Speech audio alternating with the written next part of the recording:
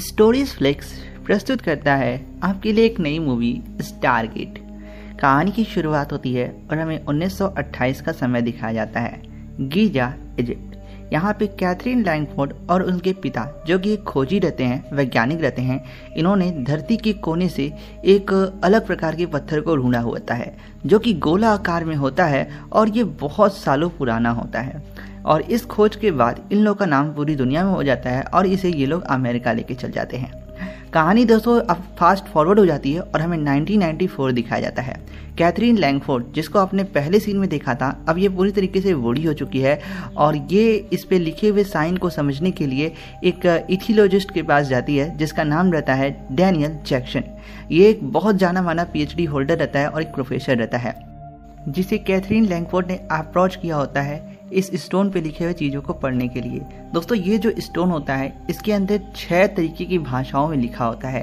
जो 6 साइंस रहते हैं इस स्टोन के अंदर, वो 6 के 6 इन वैज्ञानिकों ने ढूंढ लिए होते हैं, लेकिन 7वां साइन किसी को नहीं समझ आ रहा होता। डैनियल जैक्सन एक जाना माना PhD प्रोफेसर रहता है जिसकी वजह से इन लोगों ने इसे अप्रोच किया होता है। सबसे पहले ये लोग ले जाकर डैनियल जैक्सन को वो साइन दिखाते हैं, फिर वो साइन को समझता है। वो साइन को देखने के बाद वो उन लोगों से कुछ देर के लिए समय मांगता है। जो असली पत्थर होता है अब दरअसल वो US गवर्नमेंट के हाथ में एयरफोर्स को दे दिया होता है। US एयरफोर्स का एक कर्नल जैक ओनील इस पूरी ही प्रोजेक्ट का देखरेख कर रहा होता है और उसे इस पत्थर की संभालने की जिम्मेदारी दी जाती है। जो जैक डैनियल रहता है वो फाइनली सारे अपने कंक्लूजन करने के बाद वो इस कंक्लूजन पे आता है कि ये जो पूरा इक्वेशन है यह किसी इंटरगैलेक्टिक वार्म होल का है और वो उन्हें बताता है कि अगर हम इन 7 साइन को सही क्रम में लगा दें तो एक वर्म होल धरती से खुल सकता है। और ये जो आपकी खोज है ये धरती की नहीं है, यह बिल्कुल ही अलग खोज है, क्योंकि वो एक बहुत पढ़ा लिखा प्रोफेसर रहता है, इसलिए वो इन लोग के मुकाबले वो सारी चीज़ समझ जाता है। इसके बाद सारे वैज्ञानिक उसे असली स्टारगेट के पास ले जाते हैं। दोस्तों जो गोला सा पत्थर रहता है वो उसका नाम रहता है स्टारगेट। वहाँ उसकी मुलाकात होती है जैक ओनील के साथ और यहाँ पे ये सारे वैज्ञानिक उसकी इक्वेशन के अनुसार जितने भी साइंस रहते हैं उनको फिक्स कर देते हैं। और जैसे ही वो लोग सारे साइंस को फिक्स कर देते हैं तो तभी उसके अंदर से एक हलचल होती है और एक अदृश्य दरवाज़ा खुल जाता है। अब जैसे ही ये लोग दरवाज़ा को देखते हैं सारे वैज्ञानिक घबरा जाते हैं। सबसे पहले ये लोग फैसला करते हैं कि एक रोबोट को भेजेंगे। एक रोबोट को लेके वो लोग उसके अंदर जाते हैं और तो देखते हैं जो रोबोट रहता है वो आर से पार चला जाता है। पहले वो रोबोट के ऊपर टेस्टिंग करते हैं। इसके बाद ये लोग इस प्रोजेक्ट को ही रोक देते हैं और थोड़ी देर बाद कहते हैं हम दोबारा से इंसानों को भेजने की कोशिश करेंगे। इसके बाद सवाल ये रहता है कि हम वहाँ जा सकते हैं, क्या हम वहाँ से आ सकते हैं? जैक डैनियल बहुत ही ज़्यादा इसको लेके उत्तेजित रहता है, तो वो कहता है हाँ हम ऐसा कर सकते हैं। जोश जोश में आके इंसान कह देता है जब इंसान कुछ नया देखता है। तो इस पर ये सारी कहते हैं ये तो बहुत अच्छी बात है। इसके बाद वो बूढ़ी औरत कैथरीन लैंगफोर्ड जैक्सन को बुलाती है और कहती है जब 1928 में मुझे पिरामिड मिला था तो मुझे यहाँ वो लॉकेट मिला था। पता है ये लॉकेट बहुत ज़्यादा लकी है और मैं चाहती हूँ कि तुम अगर जा रहे हो तो ये लॉकेट मेरे तरफ से गिफ्ट समझकर रख लो। और वो उसे लेके वहाँ चल पड़ता है। इसके बाद दूसरे राउंड में जाने के लिए जैक ओनियल और डैनियल और उसके साथ कुछ कमांडो साथी रियली, पोरो, फ्रीमैन, ब्राउन, फ्रेडी, अनकवास्की, ये सभी के सभी उस वार्म होल के अंदर जाते हैं। और जैसे ही वो लोग उस वार्म होल को क्रॉस करते हैं दिखाया था ये लोगों ने मिलियंस ऑफ ईयर्स की गैलेक्सी तय की है। और जैसे ही वो लोग उस रास्ते से जाते हैं तो वो अपने आप को पाते हैं एक दूसरी दुनिया में, जिस प्लेनेट का नाम रहता है एबिसोडोस। अब ये जो दुनिया होती है पूरी तरीके से रेत से भरी होती है और यहाँ पे कई प्रकार के पिरामिड बने रहते हैं जैसे कि इजिप्ट में होता है। ये सब देखने के बाद ये पूरी टीम घबरा जाती है और लोग कहते हैं ठीक है हम यहाँ थोड़ी देर रुकेंगे और यहाँ पे तहकीकात करेंगे, फिर हमें दोबारा जाना होगा। दोस्तों एक दुनिया से दूसरी दुनिया में जाने के लिए 7 साइंस की ज़रूरत थी। तो धरती पे जो साइट का स्टारगेट था उसमें 7 साइन मिल गए थे, लेकिन जब जैक्सन यहाँ के साइंस को मिलाने की कोशिश करता है तो वो इन लोग से कहता है यहाँ पे सिर्फ 6 ही साइन मुझे मिल पा रहे हैं, 7वां साइन यहाँ पे तो है ही नहीं, मतलब यहाँ से 7वां साइन गायब हो चुका है। इस पर ये जो कमांडो रहते हैं बहुत ज़्यादा भड़क जाते हैं, कहते हैं ऐसे कैसे तुम कह सकते हो। जैक्सन डैनियल कहता है मुझे यहाँ लगा कि 7 साइन मुझे यहाँ मिल जाएंगे, लेकिन यहाँ पे सिर्फ 6 ही साइन है, 7वां साइन मौजूद ही नहीं है। इस पे कर्नल पूछता है तो हमें क्या करना होगा। जैक्सन बताता है कि हमें जल्द से जल्द 7वां साइन ढूंढना होगा, वो इधर ही कहीं होगा क्योंकि हम यही हमारे स्टारगेट का रास्ता है। इस पर सारे कमांडोज कहते हैं ठीक है हम इसे यहाँ पे ढूंढते हैं, तब तक तुम अपनी रिसर्च वगैरह कर सकते हो जाके। जैक्सन डैनियल थोड़ी दूर जाता है उसी रेगिस्तान में घूमने, तो उसे एक जानवर मिलता है जो कि पालतू टाइप में दिख रहा था, और वो उसके पास जाता है और उसे हाय बोलता है। वो जानवर भी काफ़ी ज़्यादा शुरू में फ्रेंडली लग रहा था कि तभी वो जानवर अचानक से दौड़ने लगता है और उसके पीछे एक रस्सी बंधी होती है जिसमें जैक्सन डैनियल का पैर फंस जाता है, और उस पैर फंसने के कारण वो उसके साथ घिसराते हुए चला जाता है। वो चिल्लाता है बचाओ बचाओ, इतने में सारे कमांडो सुन जाते हैं और उसको बचाने के लिए दौड़ पड़ते हैं और उसको बचाने के लिए कई बार फायर करते हैं, लेकिन अचानक से वो रस्सी खुल जाती है और जैक्सन आज़ाद हो जाता है।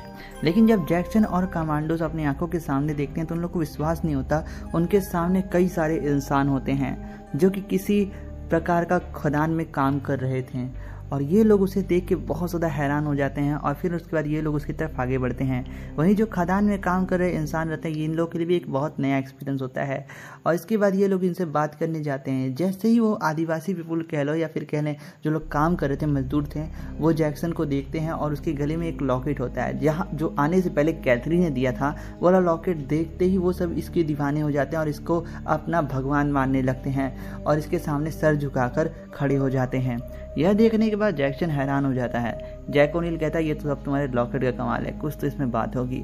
इसके बाद वो जितने भी मजदूर रहते हैं वो सभी जैक्सन को अपना मेहमान समझ के उसे अपने साथ अपने मेन हेडक्वार्टर कबीले में ले जाते हैं, और जैक्सन डैनियल और जितनी भी उसकी टीम रहती है वो सभी इनके साथ निकल पड़ते हैं इनके गांव की तरफ। गांव में जाने पर इनकी मुलाकात होती है कौसुफ के साथ। कासुफ दोस्तों इन लोगों का सरदार रहता है जो कि इस पूरे गांव का प्रधान होता है। कासुफ इन लोगों को देख के बहुत ज़्यादा खुश हो जाता है और वो लॉकेट की वजह से वो भी इन्हें भगवान समझ रहा होता है। यह जो लोग होते हैं दोस्तों ये एंशिएंट इजिप्ट की भाषा बोल रहे थे, और जैक्सन डैनियल एक पीएचडी प्रोफेसर होता है तो उसे थोड़ी बहुत एंशिएंट इजिप्ट की भाषा आती थी, जिसकी वजह से वो उन लोग से कम्युनिकेट भी कर पा रहा था। वो लोग उन्हें बताते हैं कि आप हमारे भगवान रा द्वारा भेजे गए एक मैसेंजर हो। इस पे इन्हें समझ आता है कि ये एक भगवान को मानते हैं जिसका नाम है रा। थोड़ी देर बाद कासू अपनी बेटी शाओरी को बुलाता है जो कि बहुत ज़्यादा अट्रैक्टिव रहती है, और वो जैक्सन को उसे गिफ्ट देने को कहता है, मतलब अपनी बेटी को तोहफे के रूप में जैक्सन को देता है। लेकिन जैक्सन इसको लेकर रिफ्यूज़ कर देता है, लेकिन वहाँ जितने भी कबीला रहते हैं उससे ज़बरदस्ती करते हैं कि प्लीज़ प्लीज़ आप ले लीजिए। इसके बाद वो शौरी को अपने साथ एक कमरे में ले जाता है, लेकिन वो करता कुछ नहीं है, उसके साथ सिर्फ बातें करता है और कुछ अट्रैक्टेड रहता है शुरू से ये लौंडा इस लड़की के प्रति, आप समझ ही सकते हो। तो वो उससे कुछ बातें करता है और तरह तरह के प्रकार की उसे साइंस के बारे में बात करता है जो उसकी ज्ञान को बढ़ा सके। अब एक वैज्ञानिक यही ना बात करेगा। और वो शौरी से बहुत सारी बातें करता है साइन लैंग्वेज के रूप में, और वो भी उसे बताती है कि यहाँ हुआ क्या था आखिर, क्योंकि शौरी जो थी वो दरअसल इंसान ही थी और कैसे वहाँ पे आई ये बताती है। इस पर दोस्तों ये रात बात करते हैं, और सुबह जब जैक्सन और जैक ओनिल को बताता है कि मुझे पूरा खेल समझ आ चुका है। दरअसल दोस्तों रा एक एलियन होता है जो कि धरती पे हज़ारों साल पहले गया होता है अपनी नई जीवन की शुरुआत करने, लेकिन उसको अपनी नई जीवन की शुरुआत करने के लिए बहुत सारे मिनरल्स की ज़रूरत थी। उसकी प्रजाति ख़त्म हो रही थी और उसे मिनरल्स की ज़रूरत बहुत ज़्यादा थी और वो अकेले ऐसा नहीं कर सकता था। इसलिए वो धरती पे जाता है, बहुत सारे इंसानों को अपने वश में कर देता है, फिर उसे स्टार गेट के ज़रिए आज से हज़ारों साल पहले इस प्लेनेट पे लाके छोड़ देता है और उनसे मजदूरी कराता है और वो मिनरल निकलवाता है जो कि एलियन टेक्नोलॉजी में काम आता है। रा का प्लेनेट मर रहा था और उसके प्लेनेट को चाहिए था कई सारे यहाँ पे रिसोर्सेस, तो वो इस प्लेनेट के रिसोर्सेस को ले जाके अपने प्लेनेट पे लगा रहा था और इंसानों को सिर्फ एक मोहरे की तरह काम कर रहा है। अब एक और सवाल होता है, ये इंसान इतने सालों तक कैसे जिंदा रह गए? वो दोस्तों उसकी एलियन टेक्नोलॉजी होती है। दरअसल एलियन टेक्नोलॉजी उसकी इतनी हाईटेक थी कि वो मरे हुए को भी जिंदा कर सकता था। रा आज से हज़ारों साल पहले इंसानों को यहाँ पे ला रहा था, लेकिन जब इंसानों को इस बात का एहसास हुआ तो धरती पे पूरी तरीके से रिवोल्ट हो गया, मतलब कि पूरा क्रांति आ गया। इसके बाद जो रा रहता है वो स्टार गेट को धरती के नीचे दफना देता है और इस दरवाजे को यहीं बंद कर देता है और जो लोग यहाँ पे आए होते हैं इन लोग से मजदूरी करवाता है। और ये इंसान इस बात से अनजान रा को अपना भगवान मान बैठे हैं और उसके लिए काम करते हैं। रा इन लोग को यहाँ लाने के बाद जो स्टारगेट का 7वां सिंबल था उसको ख़त्म कर देता है, जिसकी वजह से ये लोग अब धरती पे नहीं जा सकते हैं। जैसे कि धरती पे 7 सिंबल मौजूद हैं, लेकिन जो रा जब इन्हें ला देता है यहाँ पे तो धरती से कोई ना आ सके, इसलिए वो स्टारगेट का 7वां सिंबल ही ख़राब कर देता है, जिसकी वजह से वो स्टारगेट अब चालू नहीं हो पा रहा था। और अब इन लोग को ये पूरा किस्सा समझ आ चुका था कि यहाँ पर हो क्या रहा है। वहीं दोस्तों अब हमें मेन पिरामिड दिखाया जाता है, जहाँ पर मेन जगह सबसे पहले लोग आए थे। कुछ सैनिक इनके साथ चले गए थे तो 4 सैनिक वहाँ पे रुके हुए थे कि तभी दोस्तों रात को वहाँ पे रा का शिप आता है जो कि एलियन होता है, और वो शिप उस पिरामिड पे लैंड करता है और शिप के अंदर से कुछ गनर्स निकलते हैं और उन सोल्जर्स को मार गिराते हैं। 2 को मार देते हैं और 2 को अपने साथ कैद कर लेते हैं। इसके बाद दोस्तों जैक्सन ओनील को दिखाया जाता है, ब्राउन कोलस्की और जो जैक्सन डैनियल होता है, ये चारों के चारों उनके आग से बहुत खुश हो जाते हैं और फिर उनसे विदा लेकर अपने हेडक्वार्टर तक मतलब उस पिरामिड की तरफ बढ़ चलते हैं। लेकिन जब ये लोग पिरामिड की तरफ जा रहे होते हैं तो ये लोग देख के हैरान हो जाते हैं। उस पिरामिड के ऊपर एक अजीब सा स्पेसशिप उतरा होता है। सबसे पहले ये सारे कमांडोज पोजीशन ले लेते हैं और इन्हें कहते हैं बहुत सोच समझ के चलना होगा। इस पर सारे कमांडोज उसके अंदर एंटर करते हैं, लेकिन रा के जो सोल्जर रहते हैं वो बहुत ज़्यादा पावरफुल रहते हैं और वो एक के बाद एक करके इनके सारे कमांडोज को मार देते हैं। लास्ट में बचे रहते हैं जैक ओनील और जैक्सन। इन दोनों को वो दोनों अगवा कर लेते हैं और अपने बॉस रा के पास ले जाते हैं। अब दोस्तों हमें इस कहानी का मेन ट्विस्ट दिखाया जाता है। रा कोई और नहीं बस एक इंसान रहता है। दरअसल दोस्तों जो एलियन था वो कोई रूप में नहीं था, वो एक वायरस था बस, जो कि इंसान के मन पे हावी हो जाता था और इंसानों को अपने अंदर में कंट्रोल लेकर एक होस्ट सिस्टम बना देता था। जैसे कि मान लो अगर आपके शरीर की आत्मा के अंदर कोई और वायरस कब्जा कर ले और आपके दिमाग को कंट्रोल करने लगे तो क्या होगा। यही चीज़ कर रहा था रा। और ये जितने भी लोग रहते हैं ये सभी इंसान ही रहते हैं और इन लोगों ने अजीब सा मास्क पहना रहता है, जिसकी वजह से गाँव वाले इन्हें मतलब भगवान समझते थे। जब ये लोग रा के सामने जाते हैं तो जो कर्नल रहता है वो मौका पाके इनके ऊपर फायरिंग करना शुरू कर देता है और वो कई सोल्जर्स को उन्हीं की बंदूक से मार गिराता है कि तभी इसी हाथापाई में दोस्तों जैक्सन को भी एक गोली लग जाती है और उसकी वही मौत हो जाती है। इसके बाद जो रा रहता है वो उस कर्नल को गिरफ्तार कर लेता है और उसे जेल में भिजवा देता है। इसके बाद जो जैक्सन रहता है उसको वो लोग एक सार्कोवस नाम की एक डिवाइस रहती है उसके अंदर लिटा देते हैं। फिर जैसे ही वो डिवाइस चालू होता है तो दिखाया जाता है जैक्सन जिंदा होकर वापस आ जाता है और जैक्सन सोचता है कि मेरे साथ क्या हो गया कि तभी उसके सामने रा आ जाता है और कहता है तुम मुझे भले व्यक्ति लगते हो, इसीलिए शायद मैंने तुम्हें बचा लिया, पर तुम्हें इस एहसान का बदला तो देना ही होगा मुझे। इस पे जैक्सन पूछता है तो मुझे क्या करना होगा। इस पे रा बोलता है देखो लोग मुझे यहाँ भगवान मानते हैं तो तुम्हें बस मेरी ये जो भगवान की दायित्व है ना बचाना होगा। जैक्सन पूछता है कैसे।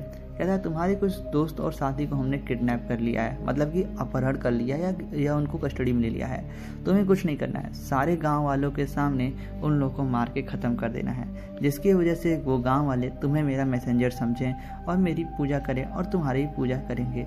इस पर जो जैक्सन रहता है वो राज़ी हो जाता है और वो जितने भी सैनिक रहते हैं उन लोग को एक लाइन पे लगवा के और पूरे गांव वालों को बुलवाया रहता है और उनके सामने उन्हें कहता है मार दो।